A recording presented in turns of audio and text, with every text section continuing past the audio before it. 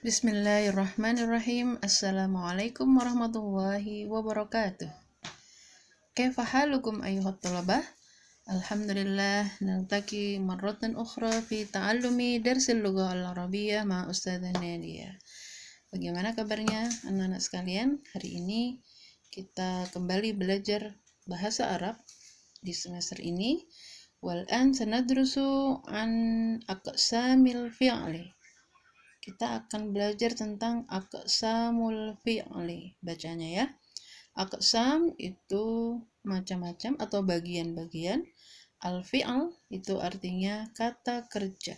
Jadi aqsamul fi'li adalah bagian atau macam kata kerja dalam bahasa Arab. Nabda bi qiraati basmalah. Bismillahirrahmanirrahim. Baik anak-anak, silakan diperhatikan. Nah, macam-macam fi'il, aqsamul fi'li. Dalam bahasa Arab, fi'il ada 3 macam. Jadi fi'il itu apa?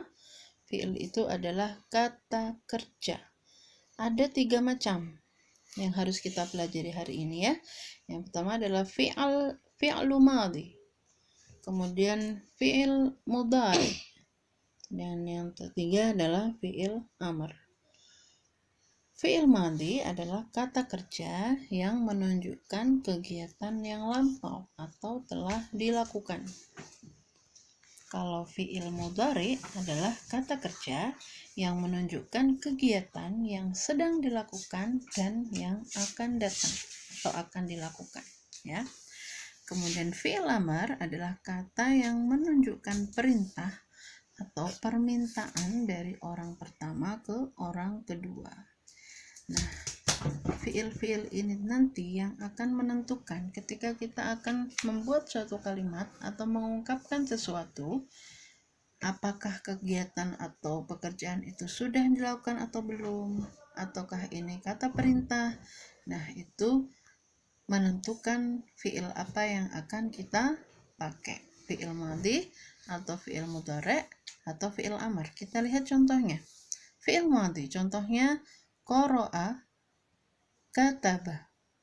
Qara'a telah membaca, kataba telah menulis. Kemudian fi'il mudhari contohnya yaqra'u, yaktubu. Yaqra'u sedang membaca dan yaktubu sedang menulis. Kemudian contoh dari fi'il amr adalah iqra, uktub, ya. Iqra bacalah, uktub tulislah. Nah, ini perbedaan bentuk antara fi'il madhi, mudhari dan amr ya. Jadi bentuknya berubah. Qara'a, yaqra'u, iqra. Kemudian kataba, yaktubu, uktub. Ini adalah beberapa contoh dari kata kerja yang berarti membaca dan menulis. Bisa dipahami? Sekarang kita lihat bagaimana perubahan bentuk kata dan artinya dari fi'il madhi ke fi'il mudhari dan fi'il amr. Kita lihat dulu yang sebelah kiri. Ada zara'a, yazra'u, izra'. Zara'a bermakna telah menanam. Yazra'u berarti sedang menanam. Izra', tanamlah. Yang kedua, sona'a, yasna'u, isna'. Nasiya, yansa, insa. Waffara, yuwaffiru, waffir. Ishtara, yashtari, ishtari. Ya, kalian sudah bisa melihat artinya ya. Dibaca sendiri perbedaan antara makna fi'il madhi, mudhari dan amr. Bagaimana cara merubahnya? Apakah ada rumusnya? Tidak, ya. Jadi memang harus dihafal perubahan ke fi'il madhi, mudhari dan amr. Harus dihafal. Seperti contohnya di sebelah kanan. Kita hafalkan saja. Qara'a, yaqra'u, iqra. Artinya membaca. Iqra, bacalah, ya. Rasama, yarsumu, ursum. Artinya menggambar. Kalau kata perintahnya gambarlah. Yang ketiga, tabakha, yatbakhu, itbakh. Memasak, masaklah. Kataba yaktubu, uktub menulis, tulislah. Hafidho yahfadhu, ihfad menjaga, jagalah. Contoh terakhir, ghassala yaghsilu, ighsil mencuci, cucilah. Nah, ini menentukan fiil mana yang harus kita pakai ketika kita akan buat kalimat. Misalnya Ahmad sudah membaca buku. Oh, karena sudah membaca berarti yang kita pakai adalah fiil madhi, yaitu qara'a. Kalau kemudian Ahmad sedang membaca, berarti yang kita pakai adalah fiil mudhari', yaqra'u. Kemudian ketika kita sedang merintah Ahmad, ya, hai Ahmad, bacalah buku, maka yang harus kita pakai adalah fiil amar. Ya Ahmad, iqra' ad-darsa. Jadi masing-masing fiil mempunyai fungsi sendiri-sendiri sesuai dengan maksud atau tujuan yang akan kita sampaikan. Bisa dipahami ya? Baik, kita lanjutkan. Bagaimana penggunaan fiil madhi, mudhari' dan amar dalam kalimat? Tadi kita lihat perubahannya dari kata ke kata ya, dari fi'il madhi, mudhari' dan amar. Sekarang bagaimana penggunaannya dalam kalimat? Kita lihat contohnya. Kita lihat sebelah kanan dulu dari yang Indonesia. Nabil sudah membaca buku fikih kemarin. Ketika kita akan menjelaskan kalimat ini dalam bahasa Arab, kita lihat waktunya. Oh, kemarin berarti sudah dilakukan. Berarti kita harus menggunakan fi'il madhi. Menjadi qara'a Nabil kitabal fiqhi bil amsi. Kenapa pakai qara'a? Karena sudah membaca, ya. Kemudian contoh yang kedua, fi'il mudhari'. Ketika akan mengungkapkan Nabil sedang membaca buku tafsir. Oh, sedang membaca. Berarti apa yang harus kita pakai? Fi'il apa? Ya, betul sekali. Fi'il mudhari'. Kenapa kita pakai fi'il mudhari'? Karena sedang membaca. Berarti menjadi yaqra'u Nabil kitabat tafsir. Yang bermakna sedang membaca. Kemudian contoh yang ketiga adalah amar. Kita lihat contoh. Hai Nabil, bacalah buku hadis.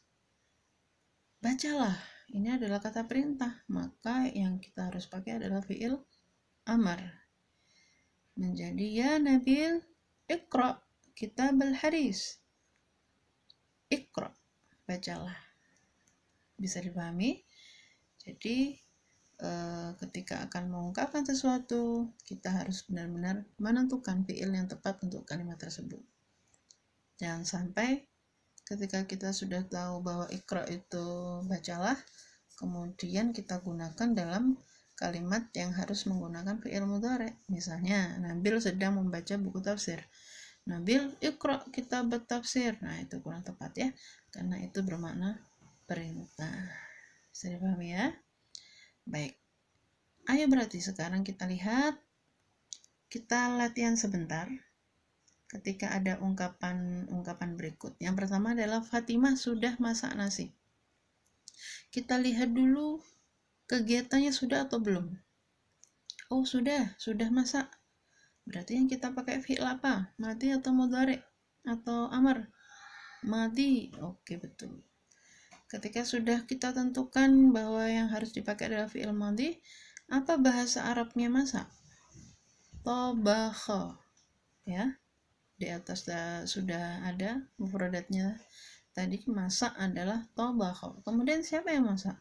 Fatimah. Oh, kalau Fatimah perempuan, maka harus ditambah dengan tak belakangnya menjadi tabakhat. Ya. Tabakhat Fatimah ar-ruzza. Kemudian yang kedua, Fatimah sedang masak telur. Nah, sedang masak. Ketika ada kalimat seperti ini, kita harus pakai fi'il apa? Iya, betul, fi'il mudhari' karena sedang dilakukan. Nah, kita harus tahu apa bentuk mudhari'nya tabakha, ya. Berdasarkan hafalan kita, misalnya tabakha yatbahu. Oh, berarti fi'il mudhari'nya adalah yatbahu. Karena ini perempuan, kita lihat pelakunya Fatimah, berarti ya-nya diganti dengan huruf ta menjadi tatbahu. Ya. Fatimah sedang masak telur, berarti Fatimah tatbahu al-baydota. Bisa dipahami bedanya ya.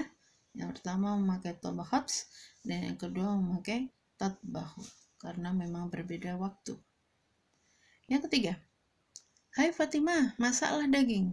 Dari kalimat ini kita sudah tahu bahwa pasti ini adalah kata perintah, masaklah ya. Jadi yang kita pakai adalah fi'il apa? Amar, betul sekali. Sekarang kita lihat perubahannya bagaimana. Tobaha, yatbahu, itbah. Oh, berarti yang kita pakai adalah itbah. Nah, sekarang kita yang disuruh siapa ini? Fatimah. Kalau perempuan, maka kata perintah tadi ditambah ya belakangnya. Itbah menjadi itbahi untuk perempuan. Ya. Jadi ketiga kalimat ini menggunakan fiil yang berbeda. Satu fiil tapi beda bentuk karena tergantung dengan waktu atau tujuan dari kalimat tersebut. Yang pertama tabahats, yang kedua tatbahu, yang ketiga itbahi. Bisa dipahami?